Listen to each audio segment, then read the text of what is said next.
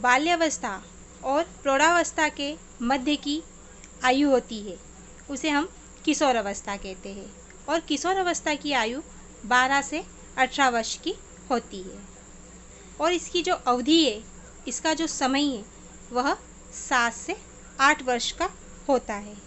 किशोर अवस्था एक ऐसा समय है जिसे समझना कठिन होता है। इसे अलग अलग नाम से भी जाना जाता है। उससे पहले हम यहाँ कुछ परिभाषाएं देख लेते हैं।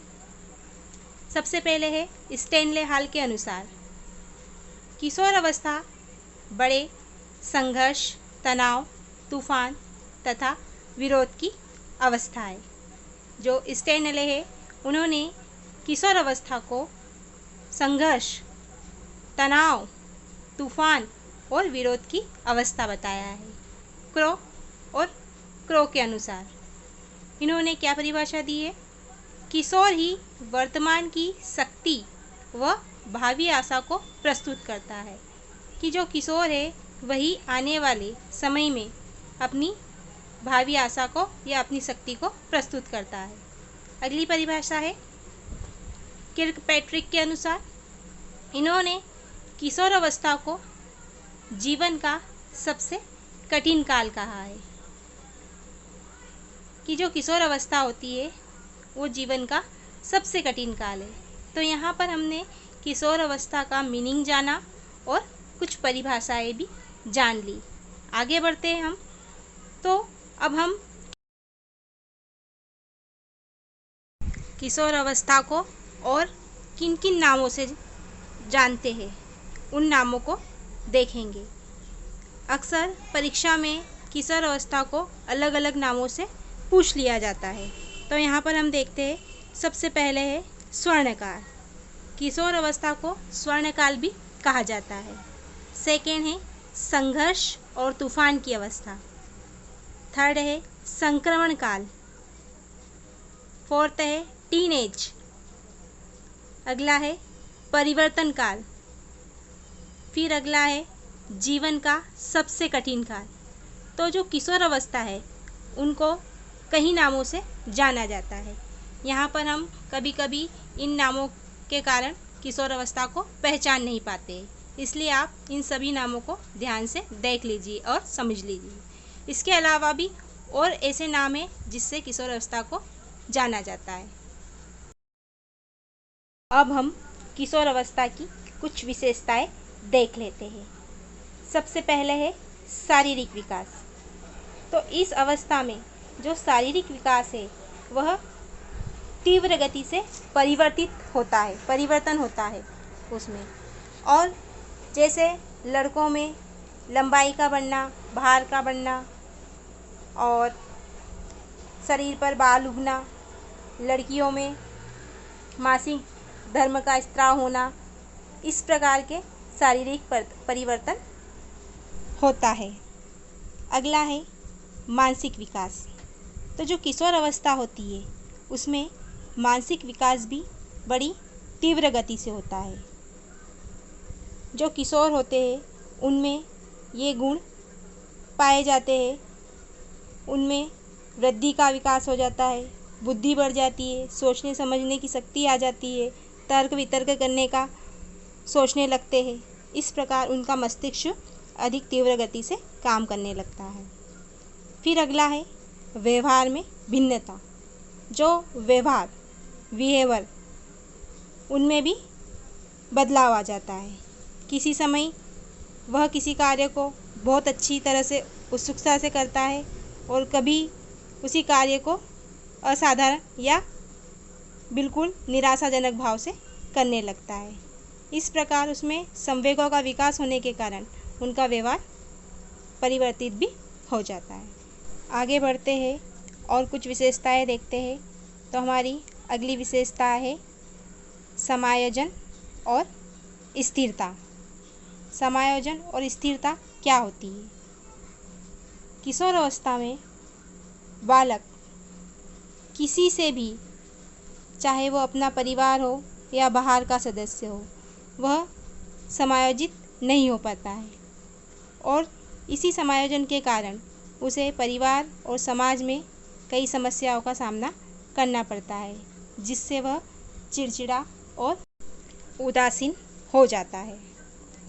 अगली विशेषता है स्वतंत्रता की भावना, मीन्स आज़ादी। तो किशोर अवस्था में बच्चा आज़ादी से रहना चाहता है। उसको किसी भी प्रकार की रोक टोक पसंद नहीं होती है। वह अपने रीति रिवाजों, अंधविश्वासों आदि बंधनों को छोड़कर अपना जीवन व्यतीत करना चाहता है। आगे है समूह को महत्व देना। समूह, ग्रुप। किशोर अवस्था में किशोर अपने समूह को विशेष महत्व देता है। उस समूह के आगे उसका परिवार, विद्यालय कुछ नहीं होता है, सब कुछ उसका समूह ही होता है। उसी की अनुसार वो व्यवहार और अपनी इच्छाओं को प्रदर्शित करता रहता है। ये होता है समूह का महत्व।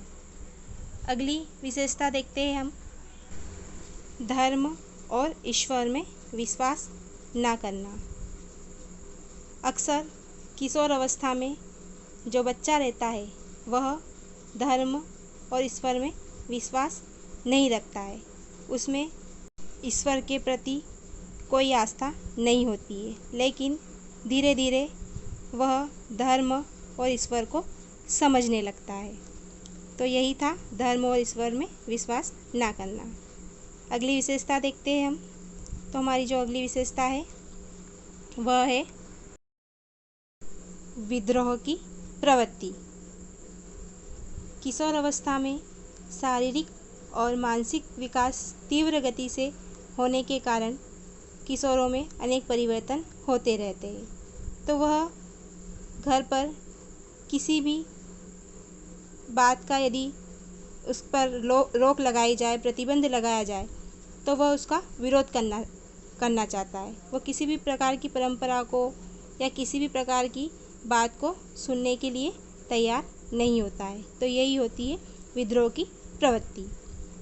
अगला है व्यक्तिगत और घनिष्ठ मित्रता। इस अवस्था में जो किशोर है वह अपने कुछ ऐसे मित्र बनाता है जिससे वह अपने मन की बात कह सके। अगली विशेषता है काम शक्ति की परिपक्वता। तो जो किशोर अवस्था है उसमें बालक में तीव्र गति से परिवर्तन होता है, जिससे उसकी जो कामेंद्रियाँ होती है वह परिपक्व हो जाती है और वह विपरीत लिंग के प्रति आकर्षित होता है, जैसा कि लड़के का लड़की के प्रति और लड़की का लड़के के प्रति।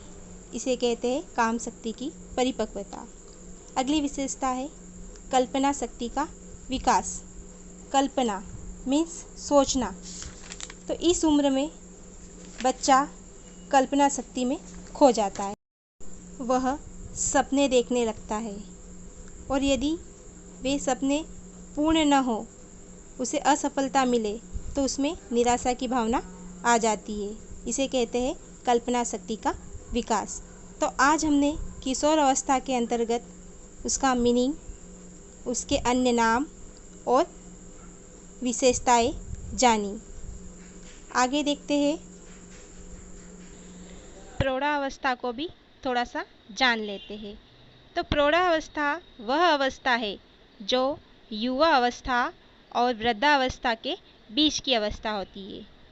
किशोर अवस्था समाप्त होने के पश्चात 19 वर्ष से जब तक मनुष्य जीता है उस अवस्था को प्रौढ़ावस्था कहते हैं। जब व्यक्ति प्रौढ़ावस्था में आता है तो उसमें समझदारी, सहनशीलता आदि गुणों का विकास हो जाता है। तो यहाँ पर हरलाख के अनुसार प्रौढ़ावस्था की परिभाषा भी देख लेते हैं। इन्होंने कहा है कि 21 से 40 वर्ष की अवस्था प्रौढ़ावस्था कहलाती है। अब यहाँ पर हम प्रौढ़ावस्था की कुछ विशेषताएं देख लेते हैं। सबसे पहले है उत्तरदायित्व की भावना। तो जब किशोर प्रौढ़ावस्था की ओर पहुँच जाता है तो वह पूरी तरह से समझदार बन जाता है, तो वो किसी भी कार्य का उत्तरदायित्व उठाने में सक्षम हो जाता है। अगला है जिम्मेदारियों को समझना। प्रौढ़ावस्था में व्यक्ति अपने परिवार, अपने समाज के प्रति जो भी उसकी जिम्मेदारियां होती है, उन सब जिम्मेदारियों को वो अच्छे से निभाने में सक्षम हो जाता है। अगली विशेषता है निर्णय लेने की प्रबलता।